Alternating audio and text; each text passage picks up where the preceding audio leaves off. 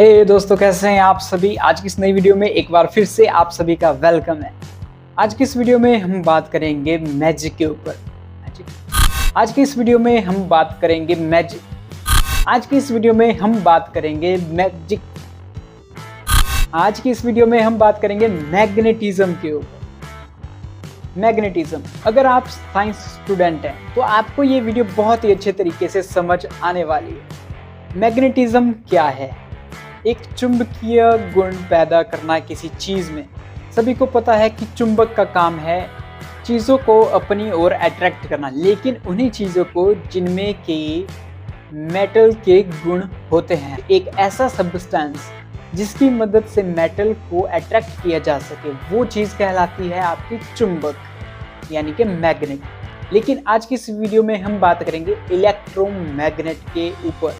एक साइंटिस्ट हुआ करते थे जिनका नाम था हंस क्रिश्चियन ओरेस्टेड, जो कि अपनी लैब में कुछ एक्सपेरिमेंट कर रहे थे। तो उनके एक्सपेरिमेंटल टेबल पर कुछ चीज़ें पड़ी हुई थी। उस एक्सपेरिमेंटल टेबल पर थी एक कंडक्टर, मींस एक इलेक्ट्रिकल वायर, जिससे कि करंट फ्लो हो रहा था, और उस कंडक्टर के पास एक मैग्नेट रखी हुई थी। तो उन्होंने ऑब्जर्व किया कि जब उस कंडक्टर में जब करंट फ्लो हो रहा था तो वो चुंबक उस वायर की ओर अट्रैक्ट हो रही थी। तो वो शॉक में आ गए, क्योंकि जो कंडक्टर था, जो वायर थी, वो थी कॉपर। और आपको पता ही होगा कि जो कॉपर है वो है bad conductor of magnetic field, क्योंकि कॉपर कभी भी चुंबक से अट्रैक्ट नहीं होता है। अब मेरे पास है ये एक चुंबक और ये है एक मेटल का पीस, जो कि बड़ी आसानी से इसके साथ अट्रैक्ट हो जाता है क्योंकि इस मैग्नेट की वजह से। लेकिन ये है मेरे पास कॉपर की वायर्स निकाली हुई। अगर मैं इनको इसके पास ले आऊं तो आप देखेंगे इस पर कोई भी असर इसका नहीं हो पा रहा है। तो उन्होंने ये ऑब्जर्व किया कि जब भी इस कंडक्टर में करंट फ्लो हो रहा है तो वो कंडक्टर अट्रैक्ट कर रहा है मैग्नेट को। मींस अगर वो उस कंडक्टर की इलेक्ट्रिसिटी या पावर सप्लाई बंद कर देता है तो वो चुंबक के ऊपर कोई भी असर नहीं पड़ने देता है। तो उन्होंने उस चीज से ये ऑब्जर्व किया कि जब भी किसी कंडक्टर में करंट या इलेक्ट्रिसिटी फ्लो होती है तो उस कंडक्टर के चारों ओर एक मैग्नेटिक फील्ड प्रोड्यूस हो जाती है। तो फाइनली हंस क्रिश्चियन ओरेस्टेड ने कहा कि जब भी किसी कंडक्टर में इलेक्ट्रिसिटी फ्लो होती है तो उसके सराउंडिंग एक मैग्नेटिक फील्ड प्रोड्यूस होती है। तो उसी चीज को इन्होंने और इम्प्लीमेंट किया। उन्होंने उस वायर के और भी ज्यादा टर्न्स बना लिए, घुमावदार, जिसको कि हम आज की भाषा में कॉइल कहते हैं। जब उन्होंने उस कंडक्टर के और टर्न्स बना लिए, एक कॉइल बना ली, तो उसकी जो मैग्नेटिक फील्ड की कैपेसिटी थी वो और भी ज्यादा बढ़ने लगी। तो उन्होंने ये भी कहा कि जैसे जैसे टर्न्स बढ़ा देते हैं तो मैग्नेटिक फील्ड बढ़ जाती है, और अगर करंट का फ्लो भी ज़्यादा करवाया जाए तो भी मैग्नेटिक फ्लक्स या चुंबकीय गुण इसमें बढ़ जाते हैं। अभी उन्हीं के इस प्रिंसिपल को हम आजकल की अपनी रोज़मर्रा की ज़िंदगी में देखते रहते हैं। जब भी आपने किसी मेटल लिफ्टिंग मशीन के बारे में सुना होगा तो आपके दिमाग में वो चीज़ या ये मशीन पक्का आई होगी जिससे कि मेटल लिफ्ट करवाया जाता है। क्या आपने कभी सोचा कि ये मेटल लिफ्टिंग मशीन कैसे वर्क करती है? तो चलिए ये भी बता देते हैं आपको कि ये भी चीज़ हंस क्रिश्चियन ओरेस्टेड के प्रिंसिपल के ऊपर ही वर्क करती है। इस मशीन के अंदर जैसे आप देख रहे हैं, जो ये बड़ा सा चक्का है, इसके अंदर कॉपर वायर्स के बहुत हैवी अमाउंट में टर्न्स लगाए हुए हैं, और पीछे से जब ऑपरेटर इस मशीन को ऑपरेट करता है तो उसमें एक करंट भेजा जाता है, और जब करंट भेजा जाता है तो ये एक मैग्नेटिक फील्ड बना लेता है, जो कि अपनी चीज़ों, जो कि मेटल की चीज़ों को अपने पास अट्रैक्ट कर लेता है, और बहुत ही मजबूती के साथ और बहुत ही हैवी चीज़ों को भी उठा सकता है। तो यही चीज़ थी हंस क्रिश्चियन ओरेस्टेड का नियम। इसी तरह का मैंने भी एक प्रोजेक्ट बनाया है हंस क्रिश्चियन ओरेस्टेड के प्रिंसिपल के बेसिस के ऊपर। तो ये है वो मेरा प्रोजेक्ट, जिसमें कि मैंने ये एक लेमिनेटेड कोर ली हुई है ट्रांसफार्मर की, जिसके सराउंडिंग मैंने कॉपर वायर की, जो कि लेमिनेटेड कॉपर वायर है, मतलब इसके बाहर इंसुलेशन की गई हुई है, उसको मैंने इसके ऊपर बाइंडिंग कर दी है।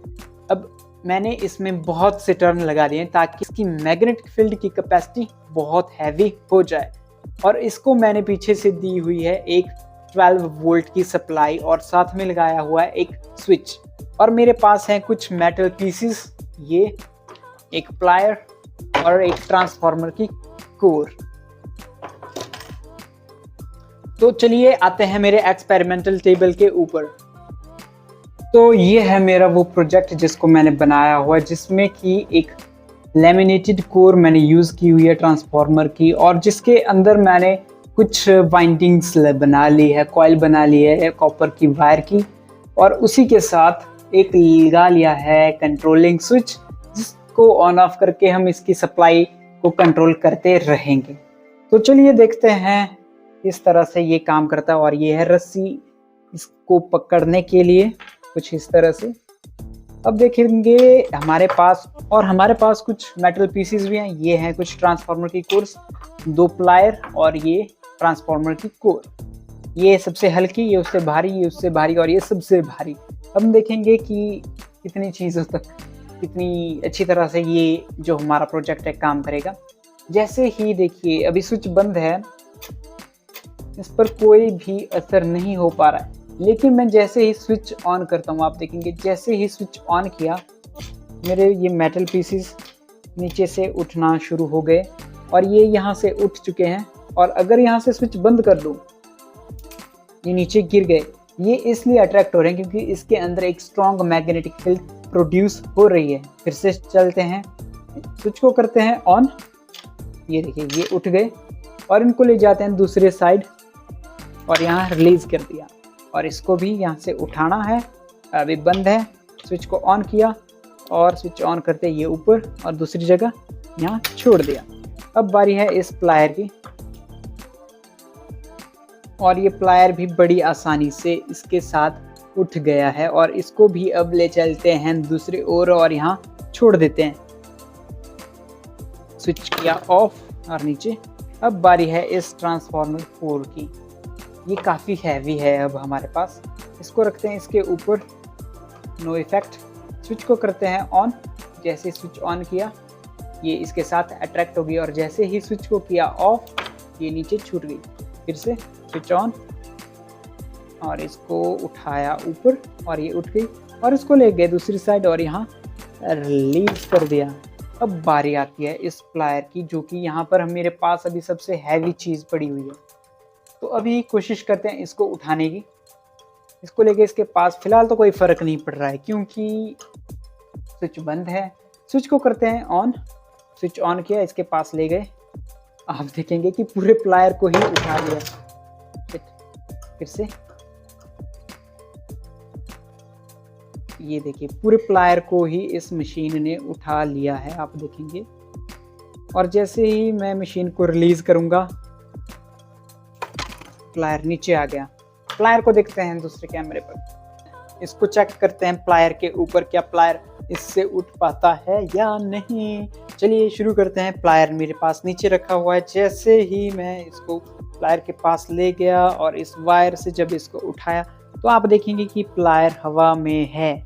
सारा स्ट्रेस इस वायर पर है जो कि मेरे हाथ में अभी लगी हुई है। और जैसे ही मैं यहाँ पर स्विच बंद करता हूँ तो देखते हैं कि क्या होता है। जैसे ही मैंने स्विच बंद किया, शिट, ऐसा होता है कुछ मेटल लिफ्टिंग मशीन्स के साथ भी।